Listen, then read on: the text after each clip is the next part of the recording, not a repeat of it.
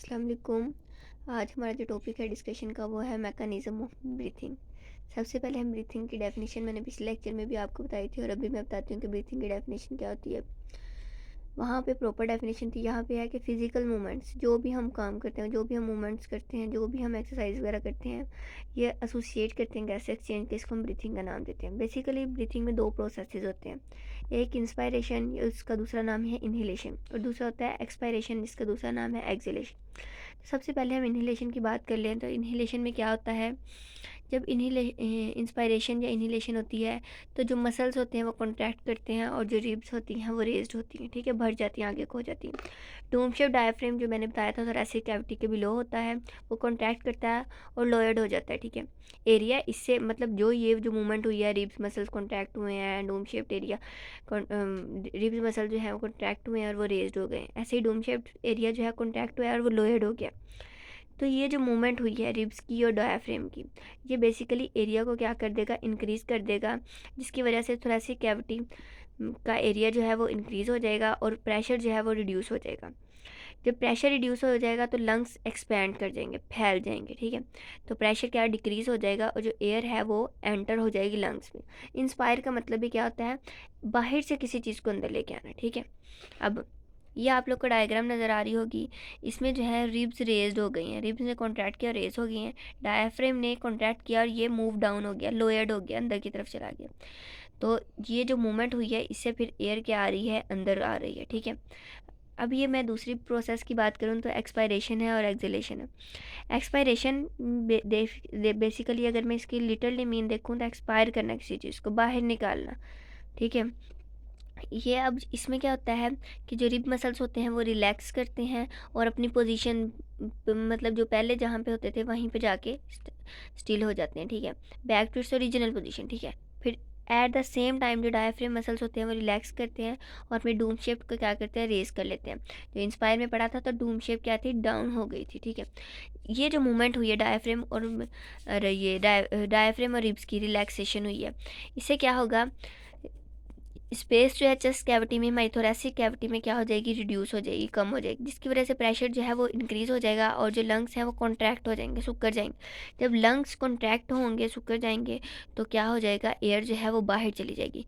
ये आप लोग देख रहे होंगे, ये जो है रिब्स क्या की हैं, रिलैक्स की हैं, रिलैक्स की हैं तो अपनी ओरिजिनल पोजीशन पर वापस आ गई हैं, ठीक है। इसी तरह डायफ्रेम मसल जो है वो उसने रिलैक्स किया है और अपनी डूम शेप को क्या कर दिया, बढ़ा दिया, इंक्रीज़ कर दिया। ये जो मूवमेंट है इससे क्या हुआ है, लंग्स में क्या हुआ है, लंग्स में कॉन्ट्रैक्ट कर दिए और जो एयर है वो एक्सपेल्ड आउट हो गई है, बाहर की तरफ निकल गई है, ठीक है। अब हम बात करते हैं कि ये सारी कॉन्ट्रैक्शन और सारी रिलैक्सेशन जो है वो कौन कंट्रोल करवाता है, तो एक रेस्पिरेटरी सेंटर होता है, ये कंट्रोल करवाता है। जब भाई ह्यूमन ब्रीथ करता है ना, सांस लेता है, मतलब ड्यूरिंग रेस्ट, मतलब कोई मतलब हार्ड एक्टिविटी, कोई हार्ड वर्क नहीं कर रहा था, तो बेसिकली ये होती है, जो इसका टाइम होता है ना वो 16 to 20 मिनट्स होता है, ठीक है, नॉर्मल सर्कमस्टांसिस में, ठीक है। जो रेट ऑफ ब्रीथिंग है ना वो कंट्रोल करता है, अभी मैंने बताया रेस्पिरेटरी सेंटर, ठीक है। अब रेस्पिरेटरी सेंटर कहाँ पे प्रेजेंट होता है, ब्रेन में, क्योंकि हमारी हर फंक्शन, हर चीज़, हमें कौन सा, किसने हमें ब्रीथिंग कब करनी है, ये किसने कब क्यों, मतलब क्यों करना है, तो ये सारा कुछ हमें जो है, सारा कुछ कौन देता है, बताता है, ब्रेन बताता है। ये जो रेस्पिरेटरी सेंटर है ना, ये एक सेंसिटिव है, किसके लिए, कार्बन डाइऑक्साइड जो है हमारे ब्लड में प्रेजेंट होती है उसके लिए, ठीक है।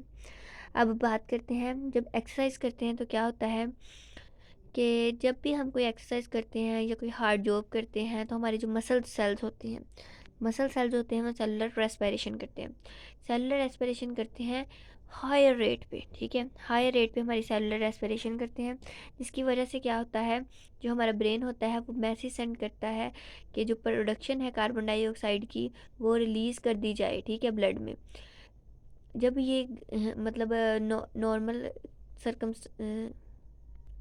ठीक है, ये जो मतलब सेलुलर रेस्पिरेशन होती है, ये मतलब मैसेज सेंड मैसेज करती है रिब मसल्स को, क्या कहती है कि मतलब वो ब्रीथिंग, मतलब जो जो कार्बन डाइऑक्साइड होती है उसको वो रिलीज़ कर दी जाए ब्लड में, क्योंकि इसी वजह से तो मतलब हार्ड एक्सरसाइज हुई है, ठीक है। बेसिकली मेरे बताने का मकसद ये है कि कि जब भी हम कोई हार्ड वर्क करते हैं या हार्ड जॉब करते हैं तो जो हमारे मसल सेल्स होते हैं वो सेल रेस्पिरेशन करते हैं हायर रेट पे, ठीक है। ये बात देर तक क्लियर हो गई है। जिसके नतीजे में क्या होता है, बहुत ज़्यादा कार्बन डाइऑक्साइड जो है वो पैदा होती है और रिलीज़ कर दी जाती है हमारे ब्लड में, ठीक है।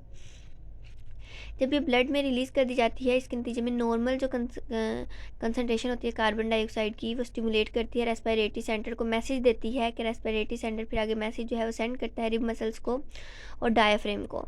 क्यों करता है कि हमारा जो ब्रीथिंग का रेट है वो इंक्रीज़ कर दी जाए।